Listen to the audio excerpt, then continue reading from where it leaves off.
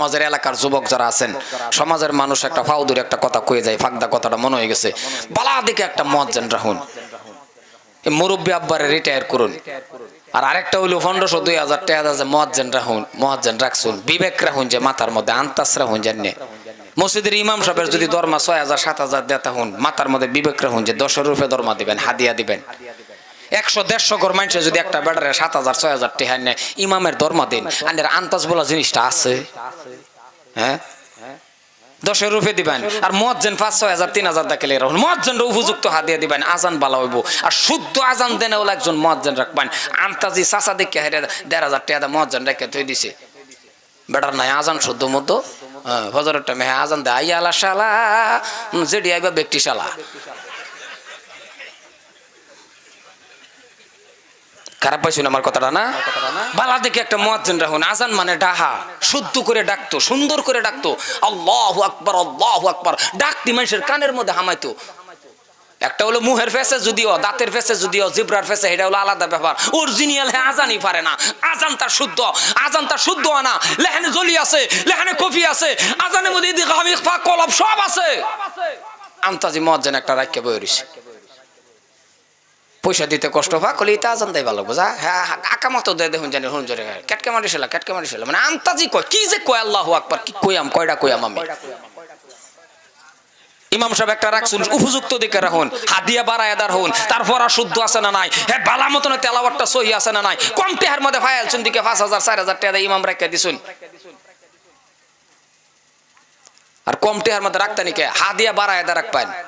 আগের জামানা আছে নাকি? এটা কোন জামানার মধ্যে 100, 150, 200 টাকা 300 টাকা মাস আছেন, তাও তো 6 মাসের বাহি। কি হাসানা নাই?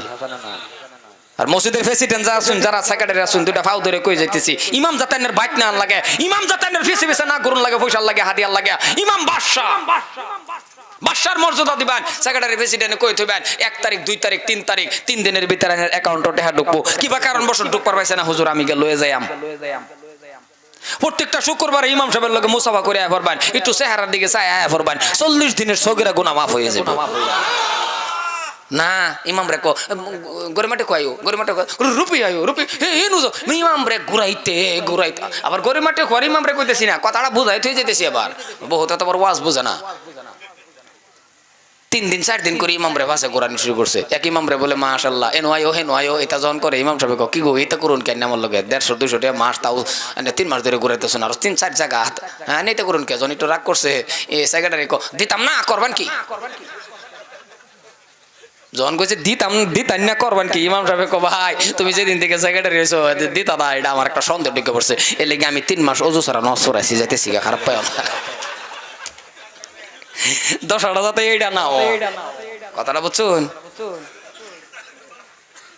মুসলমান ইমামের উপযুক্ত হাদিয়া দিবেন, মাঝে মাঝে 10 টাকা 5 টাকা দিবেন, মুসাফা করবার লাগে দিবেন, শুক্রবার একটু দেখা করবেন, মাঝে মাঝে একটু চা খাবেন। ইমাম তো সবাই জ্বালা, আসতে গেলেও জ্বালা, লাহে গেলেও জ্বালা, মানে কোন বাজাইবো, যদি একটু স্পিডে যায় এটাও দোষ, আসতে গেলেও দোষ। স্পিডে গেলে ডাক দে ফাঁস ডাক টিস্কারি করে, ও হুজুর দাওয়াত কই, ইমাম রে কই স্পিডে যেতেছে যে দাওয়াত কই, আস্তে আস্তে যদি যা দাঁত খিলাইয়া হুজুর কার বাচ্চা আইছো, মানে জ্বালা সব আইন্দা ইমামে, সব আইন্দা না।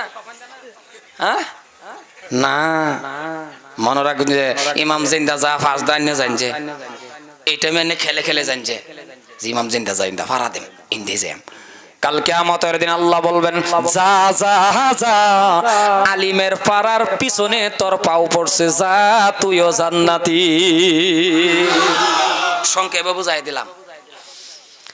মুসলমান ভাইয়ের আমার, কিছু কিছু মানুষ আবার টিস্কারি করে, হুজুর করে যা পর্দার ভিতরে বিচার করবো, এটা কি লেগে জানো, সে একটা আরেকটা কলকে ঢাট মার দিব,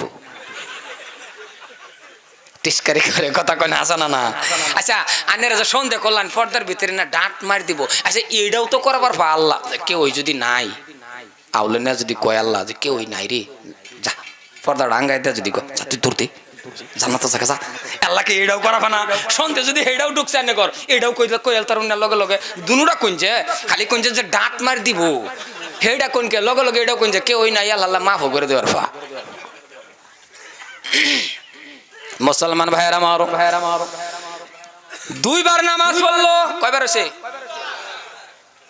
দুইবার পড়ার পরেও ভিতরে ঢুকছে, আল্লাহ দেয় না কে? ওজুর মধ্যে গলতি কই না সন্দেহ ঢুকাইতেছে, দেখছেন সাহাবা যে আল্লাহ তাআলা দেয় না কে? আমার ওজুদ ভুল, আল্লাহ দেয় না কে? আমার নমাজও বোধ ফেস। আর আমরা দিত কিবা, আমরা তো মসজিদে যাওয়ার লগে লগে দেখুন যে বাবা খারাপ পাই না যায়, এক দুইজন বাদদা প্রায় মানুষেরই দাঁড়াইলে ধরে দেখুন যে লক্ষ্য করিয়া যাইতে দেরি, বার হইতে দেরি হয়।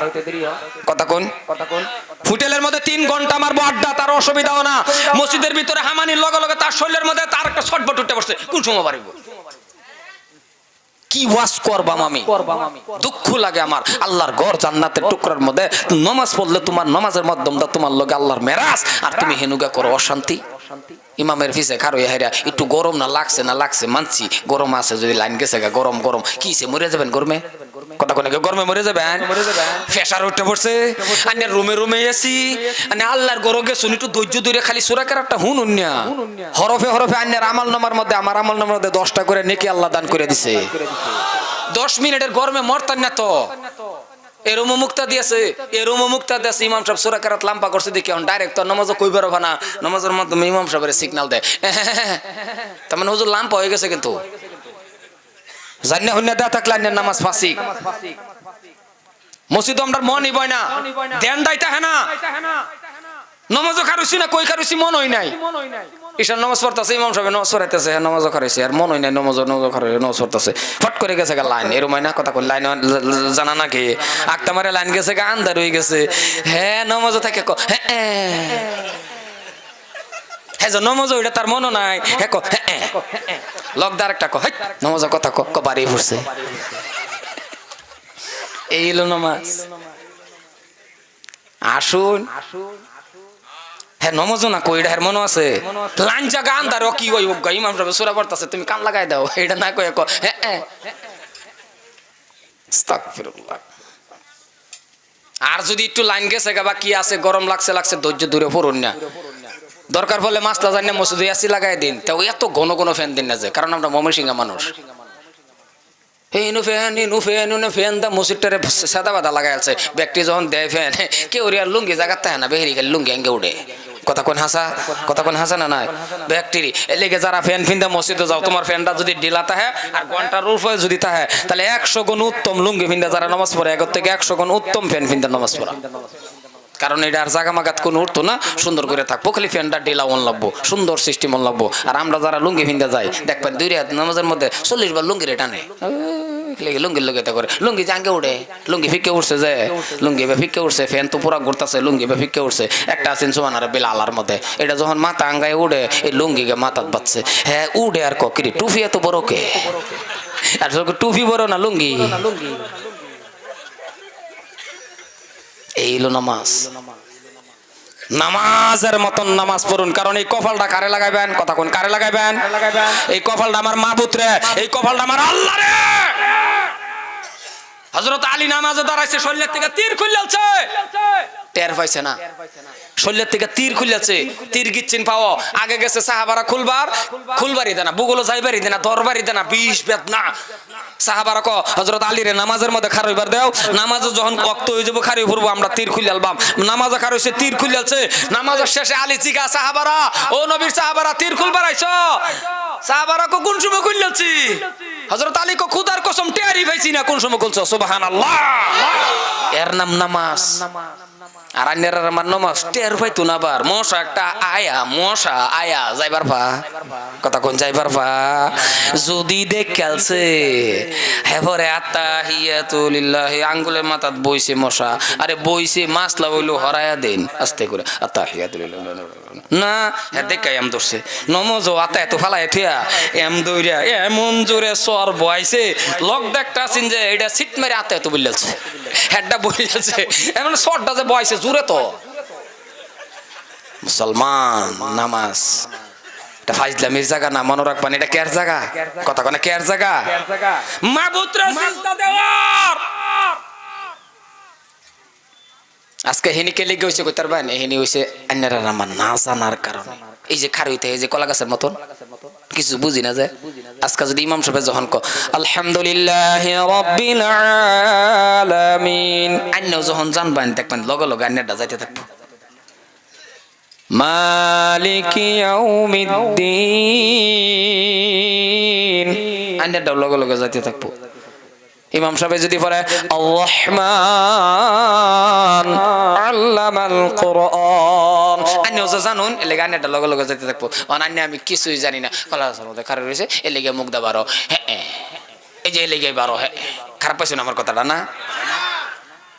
এ আমি শুনে রাখেন, এ বিএ পাস, এ মাস্টার ভাই, কে বলছে আপনার এমএ পাস করা বাধা? না রে বাবা, না না। এমএ পাস করছেন আলহামদুলিল্লাহ, বিএ পাস করছেন আলহামদুলিল্লাহ, আপনি মেট্রিক পাস করছেন আলহামদুলিল্লাহ, কিন্তু একটা প্রশ্ন এমএ পাস, ও মাস্টার ভাই একটা প্রশ্ন, খারাপ পাইবেন না। আর খারাপ পাইলেও আমার কিছুই হবে না। হক কথাটা আমি বলে যাইতেছি। আপনি এমএ পাস করলেন, কতগুলি কিতাব পড়লেন নিজেও বলতে পারবেন না, আলমারি ভর্তি করে নিলেন। বিএ পাস করলেন, কতগুলি কিতাব পড়লেন। একটা মাস্টার ভাই কতগুলি কিতাব পড়লেন, কিন্তু একটা দুঃখ, এতগুলি কিতাব পড়তে পারলেন আর আমার আল্লাহর কালামুল্লাহ শরীফটা শুদ্ধ করে পড়তে পারেন না। আপনার মতন কপাল পুরা হতভাগার কে হতে পারে? কারণ আপনি এমএ পাস করছেন, বিএ পাস করছেন, ভালো কথা। আপনার মৌলানা হওয়াই লাগবে, কে বলছে? হাফিজ হওয়াই লাগবে? না না না, একজন হাফিজ হইছে আলহামদুলিল্লাহ, মুফতি সাহেব হইছে আলহামদুলিল্লাহ, একজনে বাবা ডিগ্রি কামাইছে আলহামদুলিল্লাহ, কিন্তু আপনি বন্ধুরে আপনি এমএ পাস করছেন ইসলামিকের মোতাবেক। বন্ধুর আমার, ভাইয়ার আমার, ইসলামের মোতাবেক যেটুক শিক্ষা আপনার উপর আমার উপরে ফরজে আইন, অতটুক শিক্ষা আপনি করেন। আপনি 10টা সূরা ভালো করে শুদ্ধ করে পড়তে পারেন, জানাজার নামাজটা পড়াইতে পারেন অথবা পড়তে পারেন, পাকার নাফাক জানেন বাবা, অতটুক শিক্ষা আপনি করছেন আলহামদুলিল্লাহ। ও এমএ পাস, আপনিও ইমামতি করতে পারবে। আজকে এমএ পাস, আপনি 10টা সূরা পারেন, জানাজার নামাজ পড়াইতে পারেন। এ বিয়ে পাস শুনে রাখো রে বাবা, তোমার বাবা একদিন মারা যাবে, তোমার মা একদিন মারা যাবে। এই কথাটা মনে রাখে বাবা, তোমার একদিন দাদা মারা যাবে, তুমিও মারা যাইবা। যেই দিন তোমার বাবা মরব রে, যেই দিন তোমার মা মরব, তুমি আমাকে আনিও জানাজার নামাজটা পড়ানোর জন্য। সারাটা দিন দাঁড়াইয়া তোমার আব্বা জানলে যদি আমি জানাজা পড়ি, এক ফোঁটা চোখের পানি আমার আসবে না। মসজিদের ইমাম সাহেবকে আনিয়া তুমি জানাজার নামাজ পড়ায়ও, এক ফোঁটা চোখের পানি আসবে না। আর বড় হুজুর আনিয়া জানাজার নামাজ পড়াও, এক ফোঁটা চোখের পানি আসবে না। কিন্তু তুমি এমএ পাস, জানাজার নামাজটা সুন্দর করে পড়াইতে পারো। ও বিয়ে পাস, তুমি জানাজার নামাজটা পারো। তুমি যদি তোমার বাবার সামনে লইয়া জানাজার নামাজ পড়াও, যখন একবার বলবা আল্লাহু আকবার, নেওয়ারটা বাদার লগে লগে দৃষ্টি পড়ে যাবে, চোখের নজর পড়ে যাবে, ডাক দিয়ে দেখবা, চোখ দিয়ে দেখবা যে আল্লাহ, এটা তো আমার বাবা, 3টা সাদা কাপড়ের ভিতরে আমার বাবা শুয়ে আছে। এমন কোন সন্তান আছে নাকি বাবা, বাবার সামনে দেখিয়া আল্লাহু আকবার বলে তার চোখের পানি আসবে না? আমার মন বলে না না না না, প্রত্যেকটা সন্তানের চোখের থেকে ঢালিবের রসের মতন পানি পড়বে। কারণ একবার যখন বলবে আল্লাহু আকবার, তাকায়া দেখবে বাবা, মনে পড়ে যাবে আল্লাহ, এই বাবা গরমের মধ্যে মানুষের ঘরে ঘরে রৌদ্রের মধ্যে কাজ করে আমারে পরীক্ষা দিছিল গো আল্লাহ। এ আদরের বাবা মানুষের ঘরে ঘরে কাজ করে আমারে পরীক্ষার ফিস দিছিল, আমারে কাপড় বানায়া দিছিল। তাকায়া দেখবে এটা আমার মা, 5টা সাদা কাপড়ের ভিতরে আমার মা শুয়ে আছে গো। এই আম্মা জান আমাকে গর্ব রাখছে, এই আম্মা জান এত কষ্ট করে আমারে লালন পালন করছে রে বন্ধু। ওই সন্তানে তাকায়া দেখবে আর জানাজার নামাজ যখন পড়াইবি, চোখ থেকে ডালিমের রসের মতন পানি পড়া শুরু হয়ে যাবে। যখন কাঁদবে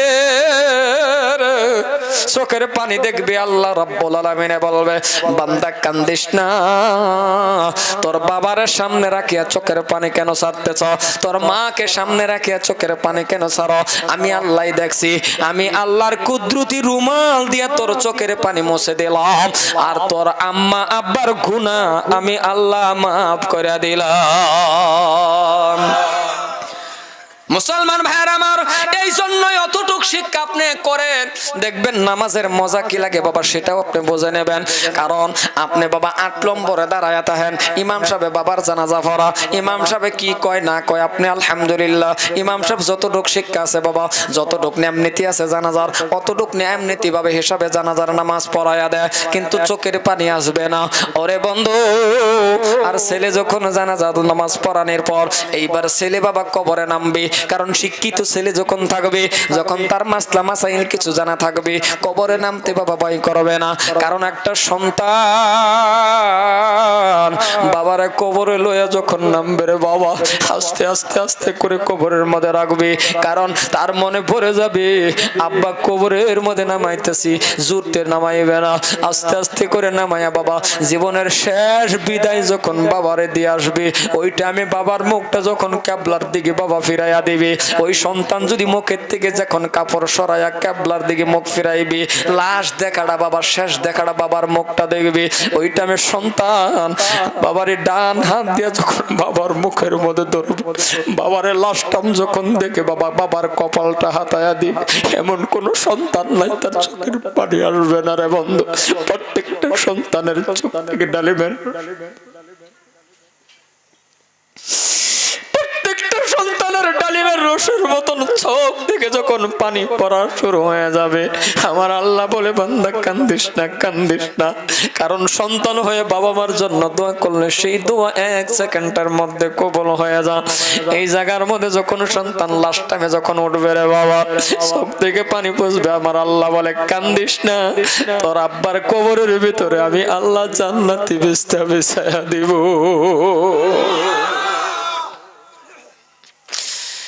কেন বলছি বাবা, বাবা মা এমন একটা আদরের ডাক, মহাব্বতের ডাক, কারণ বাবা যারা নাই সে বুঝতে পারবেন, মা যারা নাই সে বুঝতে পারবেন। ওরে বন্ধু, বাবা যার চলে গেছে বুঝবা বাবা কেমন ডাক। আজকে আপনাদের সামনে আমি গুনাহগার হবিবুর রহমানের কথা বলি, ইলম কালাম আমার কিছুই নাই রে বাবা, জীবনের মধ্যে একটা দুঃখ কি বলবো রে বন্ধু। আজকে যতটুক শিক্ষা আমি করে নিলাম, যতটুক শিক্ষা আমি করলাম, একমাত্র আমার মা জননীর দোয়ার বরকতে। আজকে যদি ওই টাইমের মধ্যে রে বাবা, যদি আমার বাবা থাকতো আমি ভালো একটা আলিম হতে পারতাম। ও যুবক, ও মুরব্বী বাবা, ওই টাইমের মধ্যে যদি আমার বাবা থাকতো আমি ভালো একটা আলিম হতে পারতাম। একমাত্র টাকার অভাবে আমি ভালো আলিম হতে পারলাম না, কারণ আমার মা আমার তো মাদ্রাসায় দিয়েছিল, আমি এত কষ্ট করে লেখাপড়া করছি রে বন্ধু। আজকের দিনের মধ্যে কোনো মাদ্রাসা বন্ধ হয়ে গেলে, আপন ভাই থাকলে ভাই তার নিতে আসে, আপন বোন থাকলে বোন নিতে আসে, অথবা তার চাচা থাকলে চাচা নিতে আসে, অথবা তার বাবা থাকলে বাবা নিতে আসে। আর এমন একটা গোপাল ফোরে হবিবুর রহমান, যেই টাইমের মধ্যে মাদ্রাসা পড়ার জন্য আমাকে আমার মা জননী দিয়েছিল রে বাবা, 1 মাস 2 মাস 3 মাস, মাত্র 3 মাসের সন্তান, ওই টাইমটার মধ্যে এই গুনাহগারের বাবা মারা যায়। আপনারা কোন ভাই বোন চাচা যারা আমার কিছুই নেই, শুধুমাত্র একটা মা জননী। এরে যুবক, আজকে যুবক শুনে রাখো, তোমার ভাই আছে সেটাও আমার নসিবে ঘটে নাই, একটা বোন আমার নসিবে ঘটে নাই, একমাত্র একা একটি সন্তান আমার মার গর্ভের থেকে আমি হবিবুর রহমান। আমার মা মানুষের ঘরে ঘরে কাজ করে করে আমার লেখাপড়া করাইছে রে বন্ধু। হে মুসলমান, আজকে যদি আমার বাবা থাকতো রে বন্ধু, মানুষের ঘরে ঘরে আমার মা কাজ করা লাগতো না, রৌদ্রের মধ্যে বাবা কাজ করে করে আমার লেখাপড়া করাইতো রে বাবা। এই জন্যই বলি, আজকে নিজের বাবা যদি থাকতো, তোমার বাবা থাকলে তুমি তোমার বাবাকে দাম দাও না। আর এমন একটা গুনাহগার, কতটা মানুষরে বাবা ডাকলাম, আজকের দিন পর্যন্ত দুনিয়ার কত মানুষরে বাবা ডাকলাম, আপন বাবার মতন হয় না। আজকে বাংলাদেশ থেকে উপরে কলকাতা বিভিন্ন এলাকায় যখন বক্তব্য দেওয়ার জন্য যায়, মা জিগায়, মা বারবার কল করে, হবিবুর রহমান কেমন আছো, হবিবুর রহমান ভালো আছো, এমন বারবার জিগানির পরে একবার হলে তো মনে পড়ে, আহারে আজকে যদি আমার বাবা থাকতো রে বন্ধু, একবার হলে একটা কল করে আমার জিগাইতো, ও হবিবুর রহমান কেমন আছো। এই জীবনের মধ্যে এই ডাকের থেকে আমি বঞ্চিত হয়ে গেলাম, আমার মাকে নিয়ে আমি কাবা গর্তব করলাম। যদি আজকে আমার বাবা থাকতো, আমার বাবাকে নিয়ে আমি কাবা গর্তব করতাম। এই জন্যই বলি, মা বাবা দোয়া করলে আল্লাহ পাক কবুল করে নেয়। আজকে আপনাদের সামনে কথা বলা একমাত্র আমার মা জননীর দুয়ার বরকতে রে ভাইজান। আজকে ওই মা জননীর দুয়ার বরকতে আমি কাবা ঘর তওয়াফ করলাম। ওই মা জননীর দুয়ার বরকতে আপনাদের সামনে কথা বলে। ওই মা জননীর দুয়ার বরকতে বাবা দুইটা মাদ্রাসার মুহতামিম, একমাত্র বাবা মার দুয়ার বরকতে রে বন্ধ। এই জন্যই সর্বশেষ একটা পরামর্শ আপনাদের দিয়া যায়, এখন আর কি করবেন? যাদের মা চলে গেল, বাবা চলে গেল, বাবা এটা তো যাওয়াই লাগবে বাবা প্রত্যেকটা মানুষের। তবে আপনি জীবিত আছেন, এখন কি করবেন? ওই কবরের পাশে আপনি নিজে যাইবেন, কিছু বলতে পারেন বা না পারেন এমন ভাবে দুইটা হাত তুলে বলবেন, ওগো আল্লাহ, আজকে আমি 20,000 টাকা দামের পালঙের মধ্যে ঘুমাই, 5,000 টাকা দামের কম্বলের নিচে আমি ঘুমাই, কিন্তু আল্লাহ এমন একটা টাইমে আমার বাবারে নিয়ে গেল, ওগো আল্লাহ এমন একটা টাইমে আমার মাকে নিয়ে গেল, ভালো একটা কম্বল আমার বাবার গায়ে দিতে, ভালো একটা লুঙ্গি আমার বাবারে পিন্দাইতে পারি নাই, ভালো একটা জামা আমার মাকে দিতে পারি না। হায় আল্লাহ, আজকে আমার মা বাবা কবরে, আমি ভালো দামি কাপড় কিনছি, কিন্তু এখন আপনার বাবা একটা উপায় আছে। ওই উপায়টা হলো দুইটা হাত তুলে আপনি বলতে পারেন, আল্লাহ আমি সন্তান হয়ে দোয়া করতেছি, গো আল্লাহ তুমি আমার বাবা মারে কবরের ভিতরে একটা জান্নাতি বিছনা বিছায়া দাও। আমি আর লম্বা করি না, যাদের মা কবরে চলে গেছে রে, যাদের বাবা কবরে চলে গেছে, যাদের বাবা মা জীবিত আছে, আপনার জীবনের মধ্যে একটা উপায় আছে বাবা, আপনার মা বাবার কবরে শান্তি পাওয়ার জন্য, এদের রূহ মাগফিরাত কামনার জন্য আমি আপনার কাছে একটা আবদার করব রে বন্ধু। আমি মুসাফির না, তবু আপনার দেশের কাছের মানুষ, আমি যদিও আপনার কাছের মানুষ বন্ধু, আমি আপনার জন্য বাবা সাক্ষাৎ হয় কি না হয়, তবে আপনার কাছে আমি একটা আবদার করব। আজকে এই পাঞ্জাগানা মসজিদের মধ্যে যারা আল্লাহর ইবাদত বন্দেগি করবে, নিজেও করতে পারি না ইবাদত বন্দেগিটা করার জন্য, আমি যদি একটু সুবিধা করে দেই কিছুগুলি মানুষ ওযু বানানোর জন্য, তাহলে যতটুক মানুষ ওযু বানায় নামাজ পড়বে আর অংশীদার আপনি আমি হব। এই জন্যই বলি, একটা মানুষ আমি চাইবো, আমি দিল খুলে দোয়া করব। এই হাতটা দিয়ে কতবার কাবা ঘর ধরছি আল্লাহু আলাম, আল্লাহ ছাড়া আর কেউ জানে না। আমি আপনার কাছে একটা আবদার করব রে বন্ধু, এই ওযুর হাউসটা বানানোর জন্য রে বন্ধু স্যাম্পুলের ভিতরে বানায়া দিবেন। সর্বপ্রথম একটা মানুষ আমি মজলিসে চাইব, 1,000 টাকা লাগবেন বা 1,000 লিটারের একটা ডারাম, 1,000 লিটারের একটা ডারাম 5 থেকে 6,000 টাকা লাগবে। এই ডারামটা দেনেওয়ালা, 1000 লিটারের একটা ডারাম দেনেওয়ালা কোন আল্লাহর বান্দা আছেন যদি বাবা একটু দাঁড়ায়া যান, আমি দিল খুলে আপনার জন্য দোয়া করব ইনশাআল্লাহ। আছেন কি ওই 1,000 টাকা আয়ো